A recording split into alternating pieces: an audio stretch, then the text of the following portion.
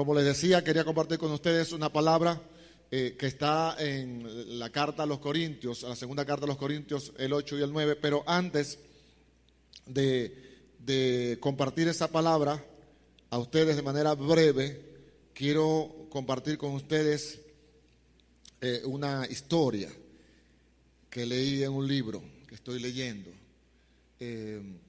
Una de las cosas que he podido darme cuenta a través de los años, que todos nosotros somos personas que necesitamos entender nuestra necesidad de Dios.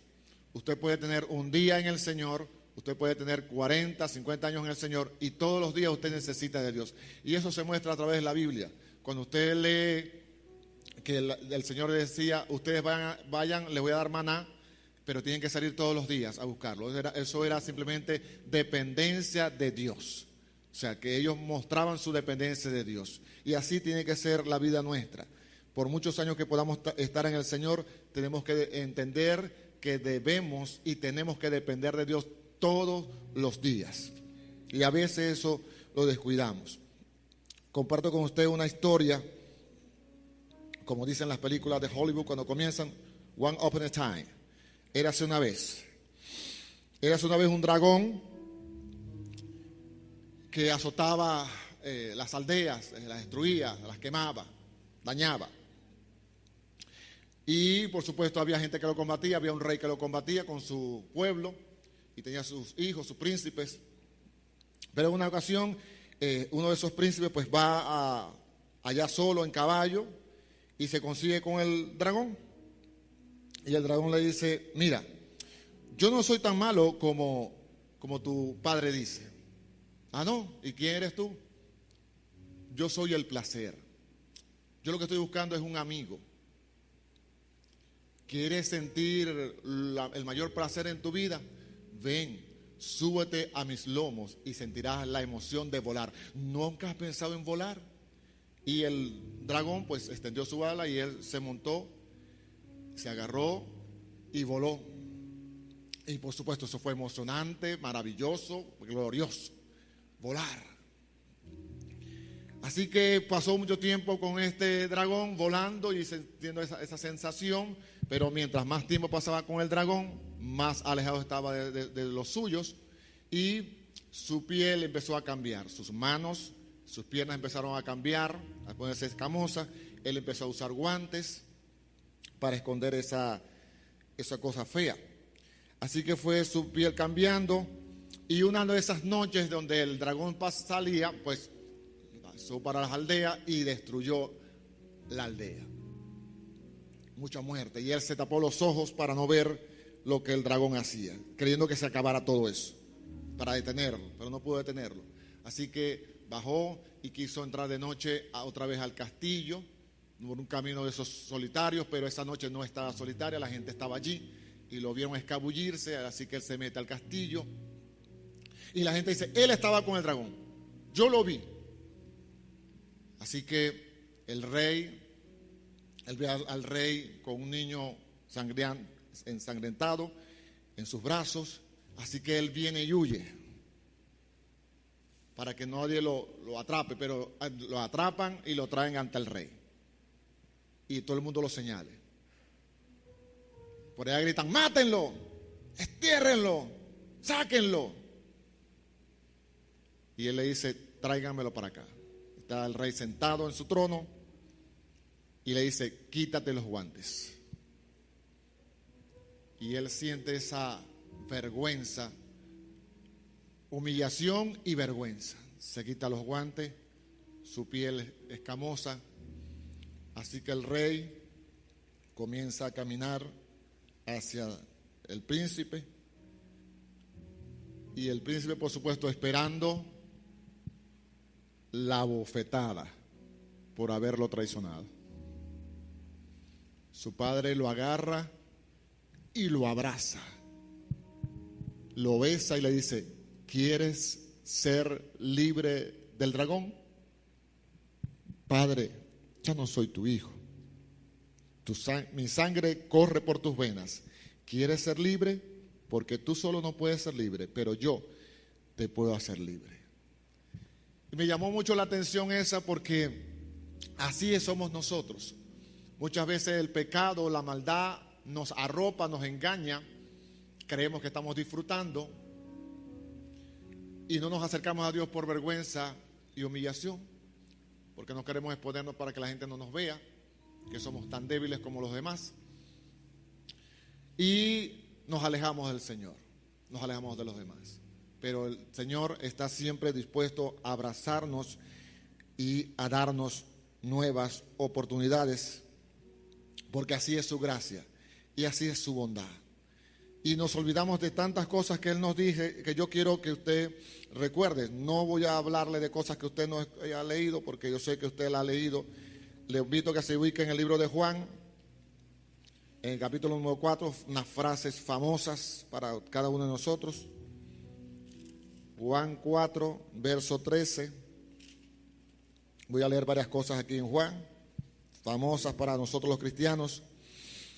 Dice así: respondiendo Jesús le dijo: cualquiera que bebiere de esta agua volverá a tener sed, mas el que bebiere del agua que yo le daré no tendrá sed jamás, sino que el agua que yo le daré será en él una fuente de agua que salte para vida eterna. Esa es la promesa de Dios para la samaritana, para usted y para mí. El que beba de este agua nunca tendrá sed, el que beba de mí. La pregunta es, no lo voy a responder, téngala ahí en su mente. Esa agua que Dios le ha dado, que Jesús le ha dado a través de su Espíritu Santo, ¿sacia toda tu sed? Sigo adelante. Juan 7, famosa también esta escritura.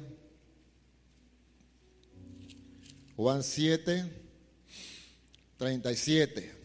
En el último y gran día de la fiesta, Jesús se puso en pie y alzó la voz diciendo: si alguno tiene sed, venga a mí y beba.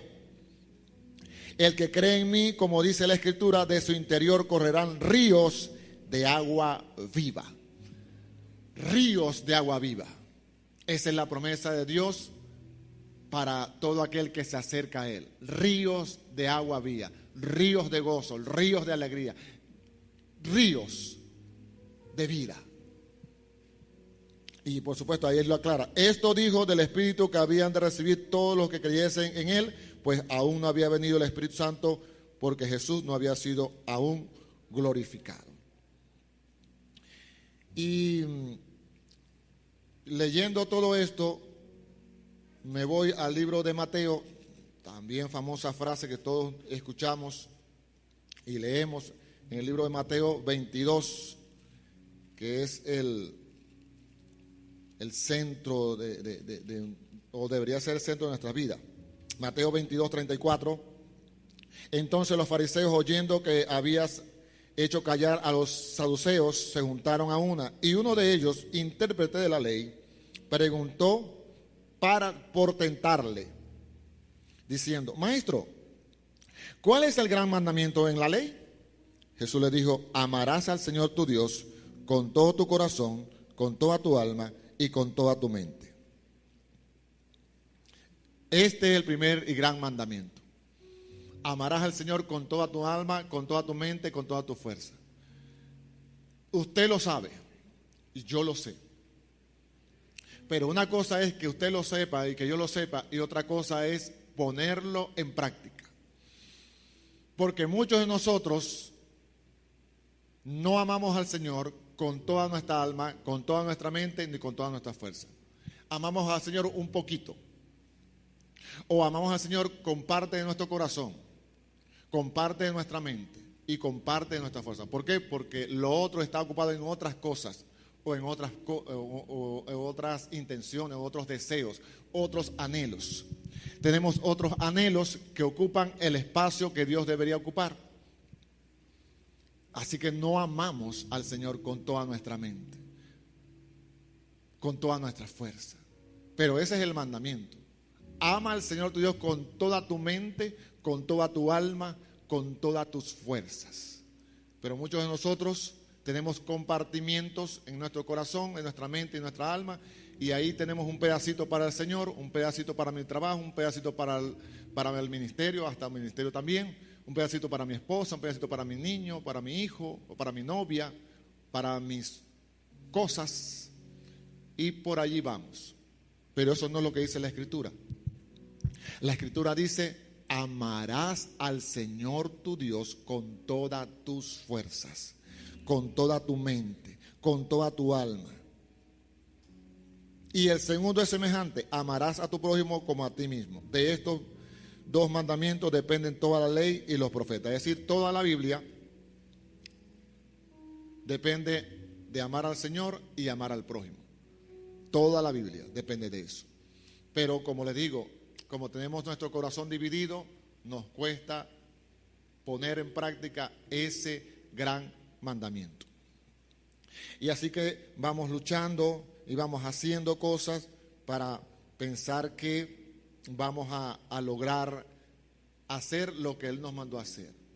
Pero en el libro de Juan, sigo en el libro de Juan, el capítulo número 15, famoso para nosotros.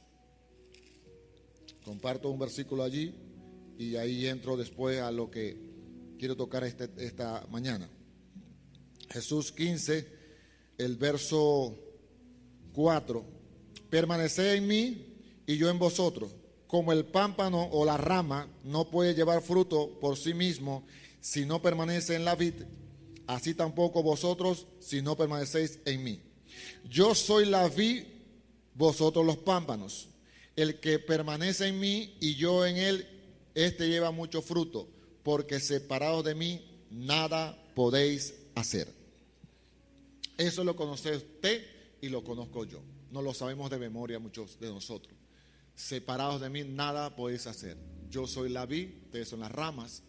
Sin embargo, muchos de nosotros hacemos muchas cosas sin Jesús, sin decirle a Jesús. Tomamos decisiones, realizamos carreras, vamos a muchos sitios, hacemos muchas cosas sin Jesús. A pesar del que dice: separados de mí nada podéis hacer. Sin embargo, buscamos separarnos del Señor para hacer muchas cosas que ni siquiera nos mandó a hacer. Ni siquiera nos mandó a hacer. Y Él nos dice: permaneced en mí y yo en vosotros. Es decir, tener una comunión íntima conmigo. Dios nos llama a tener una comunión íntima con Él. Y eso nos cuesta un montón, sobre todo en este tiempo. Tenemos tantas cosas que nos distraen: el trabajo, las cosas del hogar, los juegos. Hoy vivimos en un mundo de entretenimiento. Escuché a dos hombres, uno digamos cristiano y otro no, pero los dos tenían el mismo pensamiento. Vivimos en la era del entretenimiento. El que no es cristiano decía que hay una esclavitud para el entretenimiento. Hay que entretener a la gente.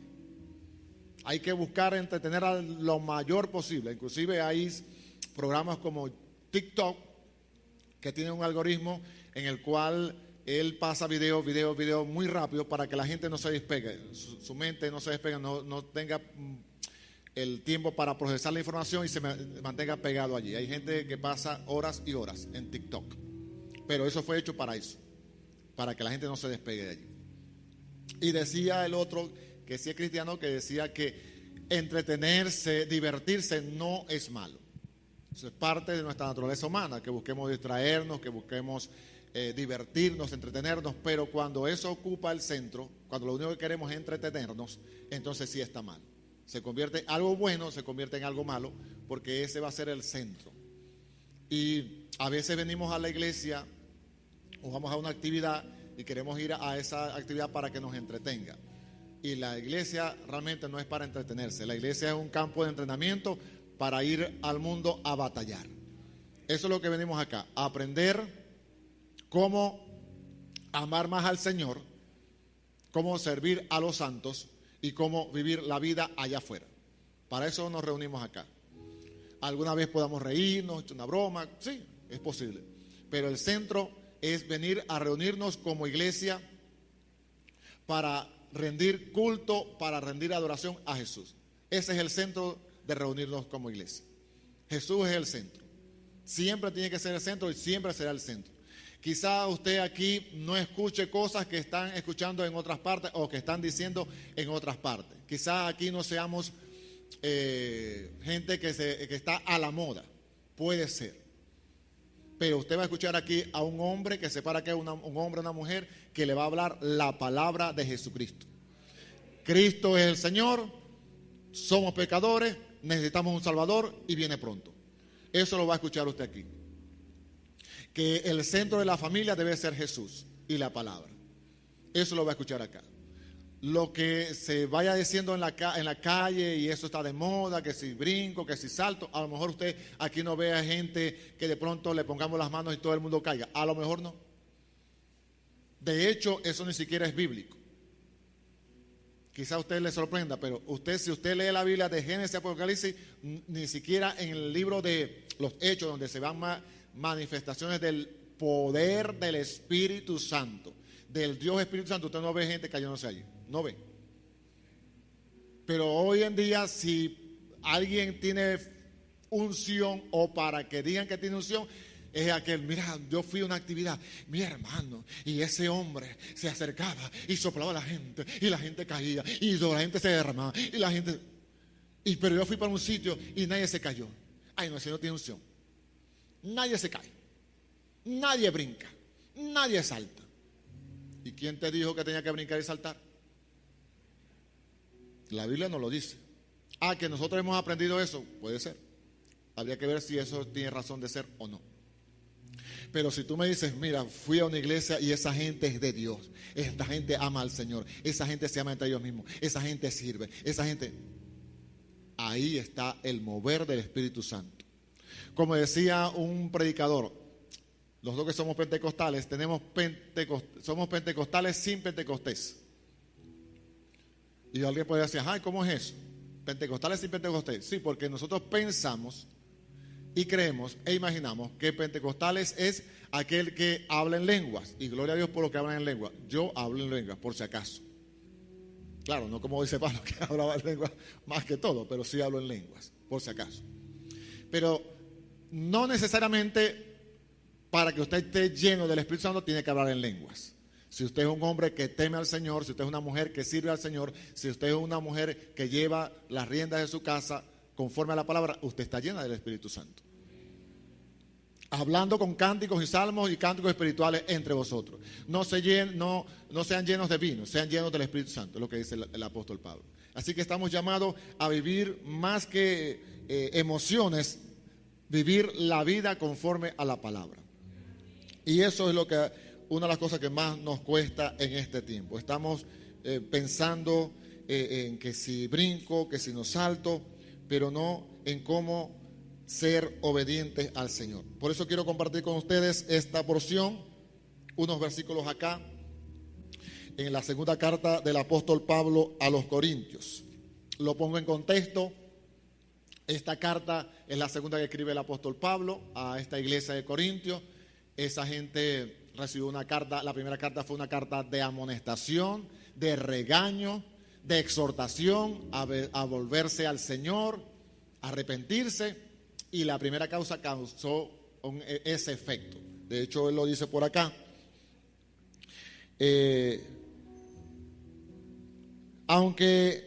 Así que aunque os escribí, fue por causa del que cometió el agravio, ni por causa del que lo padeció, sino para que se hiciese manifiesta nuestra solicitud que tenemos por vosotros delante de Dios. Entonces, él le dice por qué escribió la primera carta. Y en esta segunda carta, él empieza a darles varias cosas. Y en este 8 y 9, él empieza a llamarlos a hacer una donación, o lo que nosotros llamamos una siembra.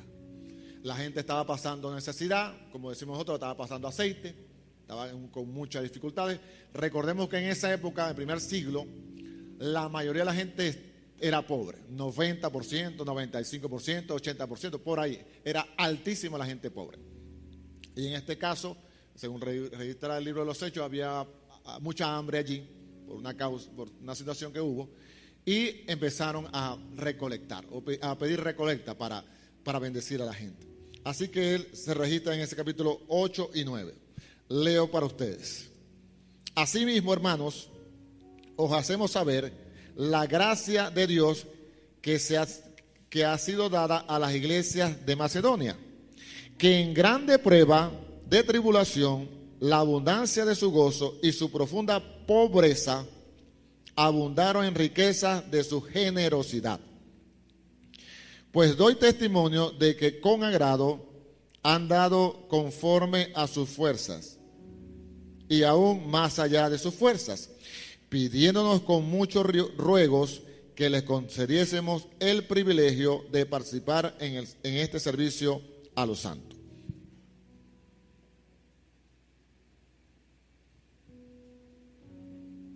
Aquí en estos primeros versículos, el apóstol Pablo dice varias cosas bien interesantes. Quiero resaltar aquí esto. Dice: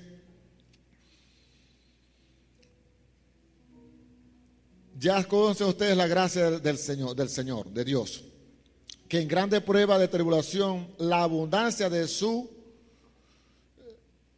gozo y su profunda pobreza abundaron en riquezas de su generosidad. Era una gente extremadamente generosa, siendo pobre, porque aquí dice de gran pobreza.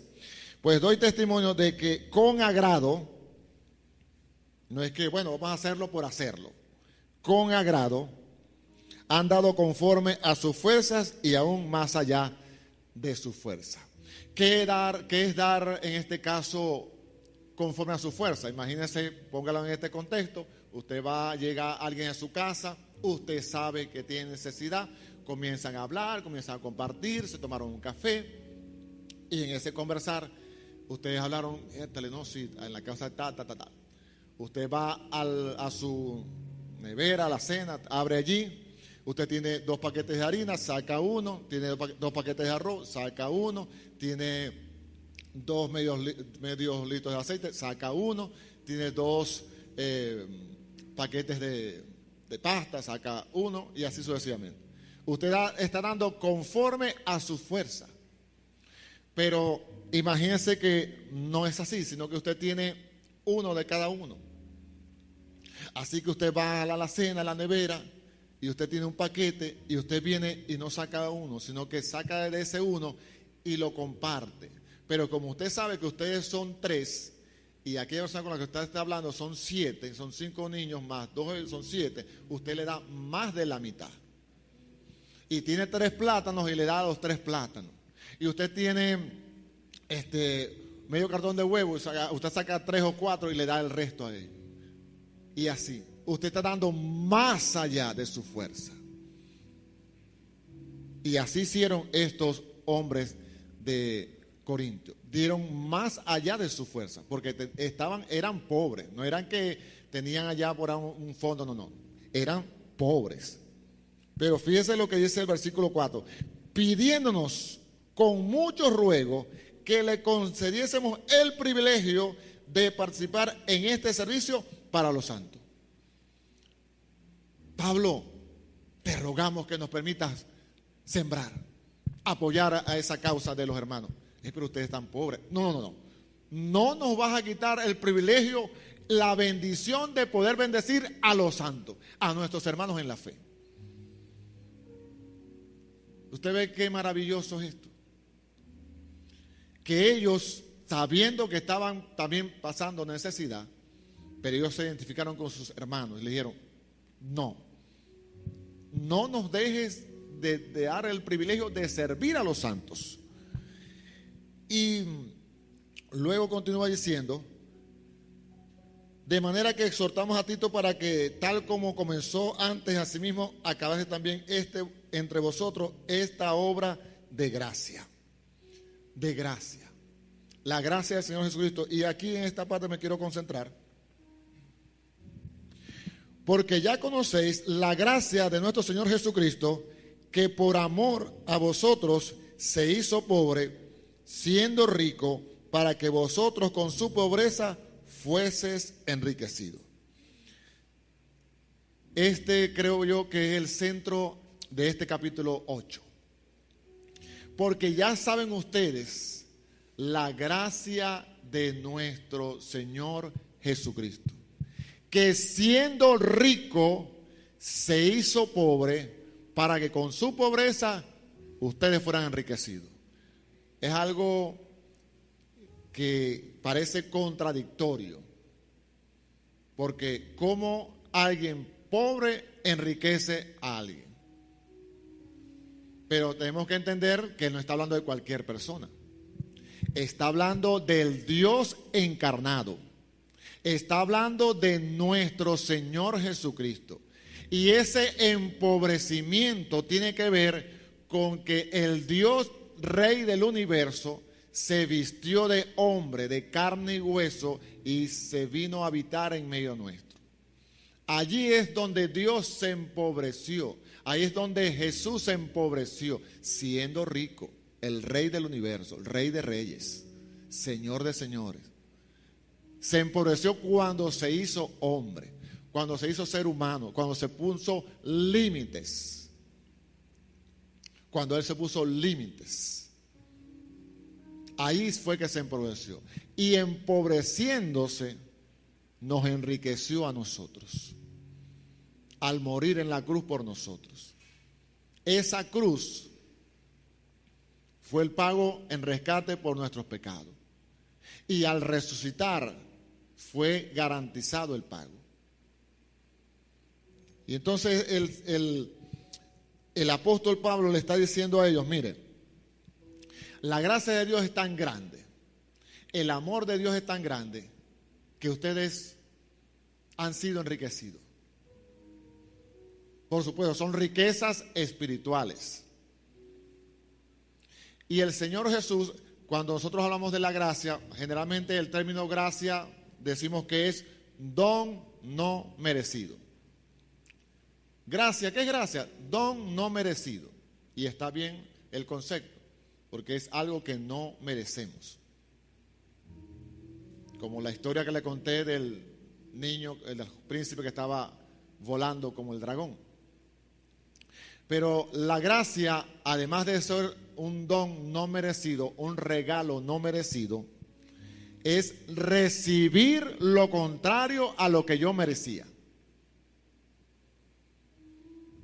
Recuerde, nosotros merecíamos ir al infierno, porque la paga del pecado es la muerte. Mas la dádiva de Dios es vida eterna en Cristo Jesús. Recibimos lo contrario a lo que merecíamos. Dios mostró su gracia. Dios mostró su bondad. Dios mostró su generosidad. Y hoy en día la generosidad o el dar está bastante criticado, sobre todo con los diezmos y con las ofrendas. No, yo diezmo pero no ofrendo. No, yo ofrendo pero no diezmo. No, yo no creo en el diezmo, porque eso es para el pasado. Al final, lo que no hemos entendido, que el diezmo y la ofrenda simplemente es dar. Lo que motiva es dar. Lo que representa es dar. Si usted diezma, da. Si usted ofrenda, da. Eso es lo que es el centro de eso. Tanto el diezmo como la ofrenda es simplemente el deseo de dar. Por eso Dios lo colocó allí, para que fuéramos generosos, para que fuéramos dadivosos. Cuando usted gana $100 y aparta en un sobre $10, usted dice, me gozo de dar al Señor. Me gozo de poder apartar esos 10 para el Señor. Cuando usted vende, como en el libro de los Hechos, vende una propiedad por $10,000, $5,000, depende de lo que sea, y usted pone de esos $5,000, usted agarra, voy a ofrendar $1,000, voy a ofrendar 2,500, o voy a ofrendarlos todos. Usted se goza con eso. Es lo que hacían en la época del Nuevo Testamento. Vendían una propiedad y traían todo el costo de esa propiedad. Nadie los obligaba, nadie le ponía un revólver acá, nadie lo coaccionaba. Era un deseo de ellos de sembrar para la obra del Señor. Así que cuando usted dé, bien sea diezmo, bien sea ofrenda, que sea de corazón, que sea con el deseo de servir al Señor. No se sienta coaccionado ni se sienta obligado, porque es lo que nos enseña la Escritura. ¿Por qué? Porque el Señor vino y nos amó a tal punto que estuvo aquí 3 años enseñando, mostrando cómo se vive agradando a Dios, al Padre, y luego le dijo: voy a la cruz, para mostrar la máxima expresión de amor. Voy a la cruz, tengo que ir a la cruz. Y fue a la cruz y subió a ese madero y estuvo allí, aunque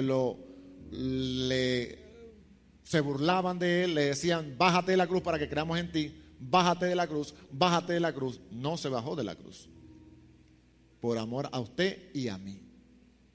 Se mantuvo fiel a su Padre. Entonces, vemos esa gracia del Señor en la cruz del Calvario, y lo podemos ver en este versículo del capítulo 8.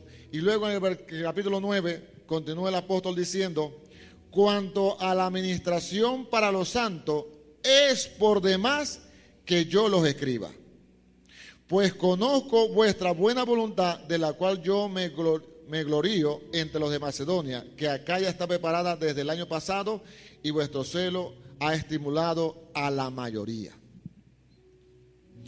La administración a los santos, el servicio a los santos. En cuanto al servicio a los santos, está por demás que yo les escriba, porque ya conozco su corazón. Ya sé que ustedes están preparados desde el año pasado. Les envié a Tito para que cuando vengan los de Acaya ustedes no vayan a ser avergonzados, porque yo les he dicho: no, esa gente está dispuesta a dar, esa gente está con un anhelo de dar. Y eso lo podemos ver aún en el Antiguo Testamento, en el libro de Deuteronomio, el capítulo número 15, que habla sobre la ley. Quería compartir con ustedes este capítulo, unos versículos nada más allí. Se llama la ley del diezmo, y dice: indefectiblemente diezmarás todo del producto de grano que rendiere del campo cada año. Y luego abajo dice, el versículo 27: y no desampararás al levita que habitare en tus poblaciones, porque no tiene parte ni heredad contigo. Luego dice en el otro versículo, el 29: y vendrá el levita que no tiene parte ni heredad contigo, y el extranjero y el huérfano y la viuda que hubiere en tus poblaciones, y comerán y serán saciados, para que Jehová tu Dios te bendiga en toda obra de tus manos hiciere. En el otro versículo dice: cuando haya en medio de ti menesteroso de alguno de tus hermanos en alguna de tus ciudades en la tierra que Jehová tu Dios te da, no endurecerás tu corazón, ni cerrarás tu mano contra tu hermano pobre, sino abrirás a él tu mano liberalmente, y en efecto le prestarás lo que necesite. En el Antiguo Testamento, tanto en el Antiguo como en el Nuevo, Dios tenía cuidado de la gente, de las necesidades de la gente. Y por eso el apóstol Pablo está escribiendo esta carta, y por eso vemos que en el capítulo 9 él escribe eso, y luego más adelante dice: porque la administración de este servicio no solamente suple lo que a los santos falta, sino que también abunda en muchas acciones de gracias a Dios. Es decir, cuando ustedes dan, cuando ustedes son generosos, eso abunda en acciones de gracias a Dios. Y eso es importante, porque tenemos que ver la correlación que hay entre la gracia de Dios y la generosidad. A veces pensamos que nosotros damos un paquete de harina o un arroz o un plátano. Bueno, vamos a darlo por, ¿qué más? Siempre nos dicen eso. pero no vemos lo maravilloso y lo gozoso que ponemos al Señor cuando mostramos generosidad, cuando somos generosos, porque nuestro Dios es generoso. Él es generoso. Su amor en la cruz es muestra de su generosidad. Recuerde siempre esto: Dios no tenía que salvarlo. Dios no tenía que perdonarlo. Dios no tenía que ir a la cruz. Lo hizo por amor. Simplemente por amor. Continúa diciendo el apóstol: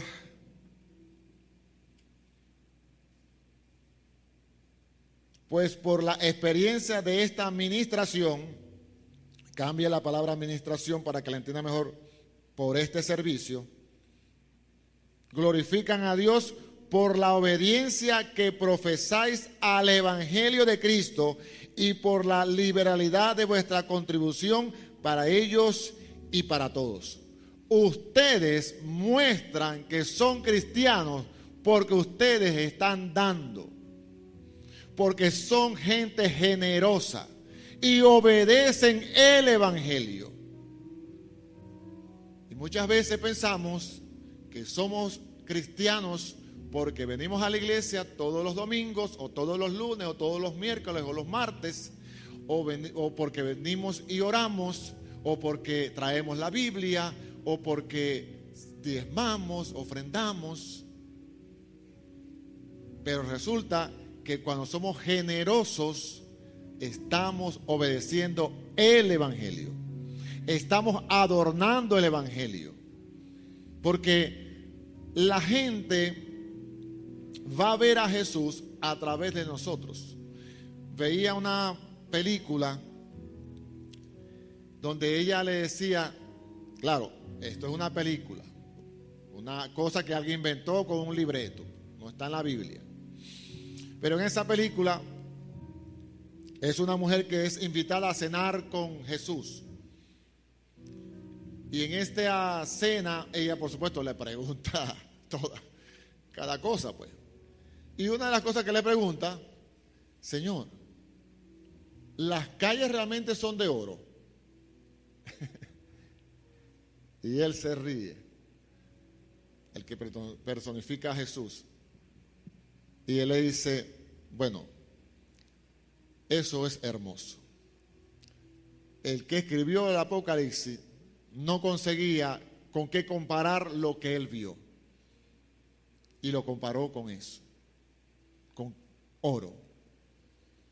Pero ¿sabes qué? Es mucho más hermoso. Claro, le repito, eso es simplemente una película. Pero estoy convencido de que el apóstol Juan le costó mucho escribir el Apocalipsis. Tiene muchas imágenes de las cuales, por cierto, la gente especula que si el anticristo es fulano, que si el anticristo es sutano, que si ya salió, que si ya viene, que si la marca, que si nos van a marcar en la mano, que si nos van a marcar en la frente. Realmente eso es de poca importancia, en el sentido de que con lo que ha avanzado la tecnología, ya usted no tiene que ponerle una marca en la mano. ¿Por qué? Bueno, porque muchos teléfonos usted los desbloquea con la huella. No le quitan la huella. Pero a través de lo que se llama lectura biométrica, que nosotros le llamamos capta huella, colocamos el dedo en un dispositivo y se abre, en este caso, el teléfono. Hay aeropuertos donde usted llega, nunca ha ido a ese aeropuerto, y usted llega y le dicen: bienvenido, señor Argenis Moreno, señora Fanny, bienvenida a este aeropuerto.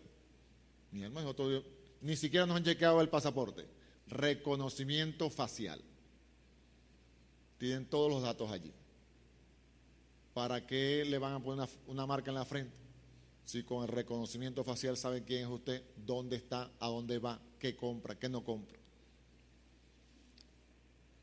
Pero lo importante de esto es que el apóstol Juan usó muchas imágenes, muchos símbolos. Y muchos de esos son difíciles de entender.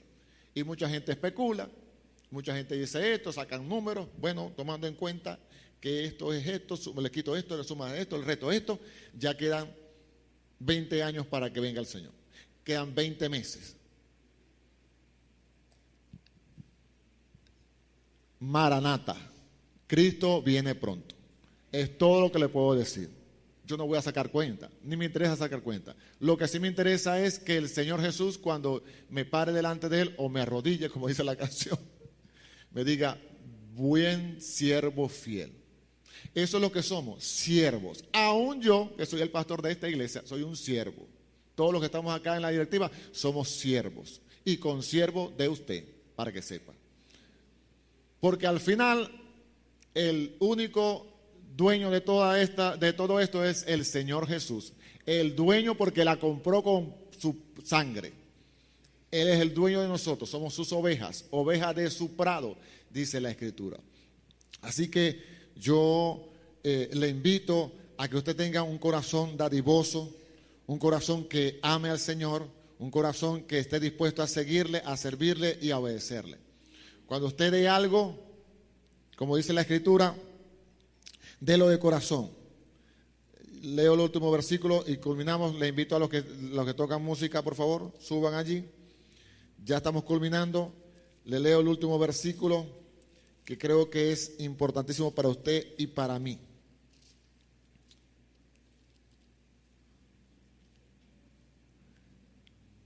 Acá está, versículo 7 del capítulo 9. Cada uno dé como propuso en su corazón. ¿Cómo va a dar? Como usted propuso en su corazón. Y luego dice, no con tristeza, ni por necesidad, porque Dios ama al dador alegre. Y poderoso es Dios para hacer que abunde en vosotros toda gracia, a fin de que teniendo siempre, ¿cuándo? En todas las cosas, todo lo suficiente, abundéis para toda buena obra. Como está escrito, repartió, dio a los pobres, su justicia permanece para siempre. Y el que da semilla al que siembra y pan al que come, proveerá y multiplicará vuestra sementera y aumentará los frutos de vuestra justicia, para que estéis enriquecidos en algunas cosas, en toda liberalidad, la cual produce por medio de vosotros acción de gracias a Dios. Gloria al Señor. Que podamos ser hombres y mujeres generosos. Y usted y yo somos generosos por la gracia del Señor. Si podemos dar, es porque Él nos da primero. Todo lo que nosotros tenemos, todo es de Él. Somos administradores del Señor. Aunque usted tenga $1,000, 10,000 millones de dólares, eso no es suyo. Quizá Elon Musk no sabe que él tiene 147,000 millones de dólares que le está administrando al Dios del cielo. Él no lo sabe. Permita al Señor que pueda saberlo. Que Dios ha permitido que él gane 147,000 millones de dólares para que le sirva, para que sea generoso, para que pueda abrir las manos con liberalidad, con generosidad. Se dice que en el mundo hay unos 8,000 millones de personas y que hay mucha necesidad y que no hay cama para tanta gente, como dice la canción. Que la comida no alcanza y que la tierra no alcanza. Es mentira. La verdad es que hay un grupito de personas que tienen miles y miles de millones y hay personas que no tienen nada. Y con esos miles y miles de millones podrían compartirlo y podrían ayudar a la gente a suplir sus necesidades tranquilamente. La tierra en la cual estamos alcanza para todos los 8,000 millones de personas que habitan en la tierra.